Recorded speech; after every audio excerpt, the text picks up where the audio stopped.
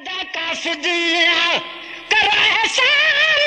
यार मेरे को घिन आ जल्दी अदा कासिद कर एहसान यार मेरे को घिन आ जल्दी अदा कासिद जेके विखा भर मुंह बुढ़े वेसी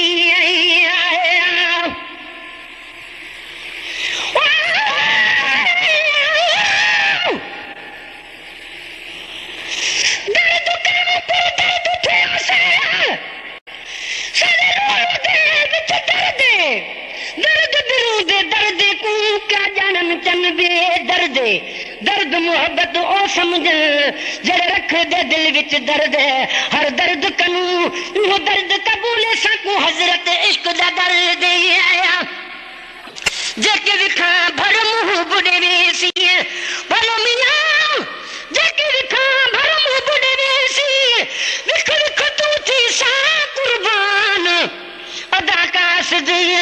कर एहसान यार मेरे को घिन आ जल्दी अदा कासिद कर एहसान यार मेरे को घिन आ जल्दी अदा कासिद अल्लाह कारण अर्ज करी वञा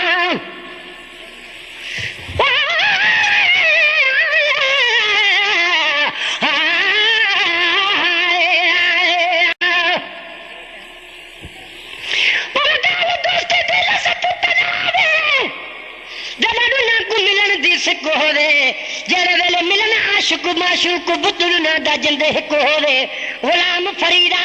सो को खुद मंजिल आशिक दे अगू हिक विख होवे जेके विखा भर मुंह बुढ़े वेसी बोलो मियां जेके विखा भर मुंह बुढ़े वेसी विख विख तू थी सा कुर्बान अदा कासिद कर एहसान यार मेरे को घिन आ जल्दी अदा कासिद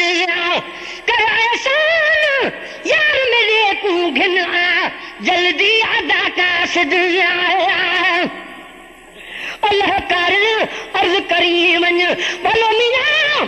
अल्लाह कारण अर्ज करी वञ राज़ी थी सही रब रहमान और राज़ी थी सही रब रहमान अदा कासिद कर एहसान यार मेरे को घिन आ जल्दी अदा कासिद कर एहसान यार मेरे को घिन आ जल्दी अदा कासिद जेरे मिला अज यार तू जानी आया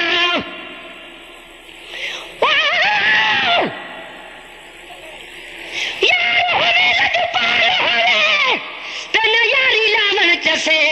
सिर दा बदला सिर मंगे ते को सिर मन के ही कसे यारी लावे वल कुफर पावे ते यारी का साकू बस गुलाम फरीदा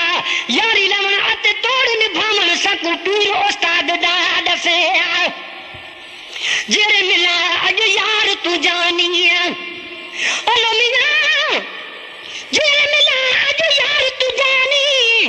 रह वने मता इहो अरमान और रह वने मता इहो अरमान अदा कासिद कर एहसान यार मेरे को घिन आ जल्दी अदा कासिद आया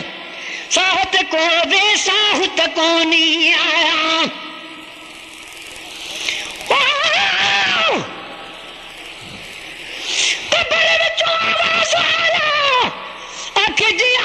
मेहमाना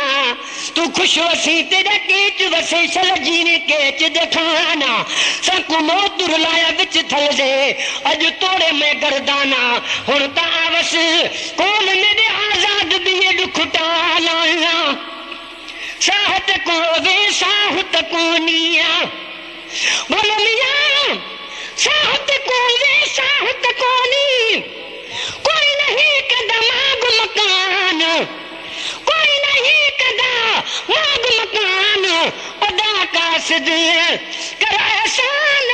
यार मेरे को घिन आ जल्दी कासिद कोठ बड़े विच राजन बाकी अलमिया गोठ बड़े विच राजन बाकी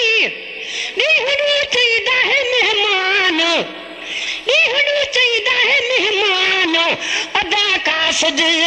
कर एहसान यार मेरे को घिन आ जल्दी अदा कासद कर एहसान यार मेरे को घिन आ जल्दी अदा कासद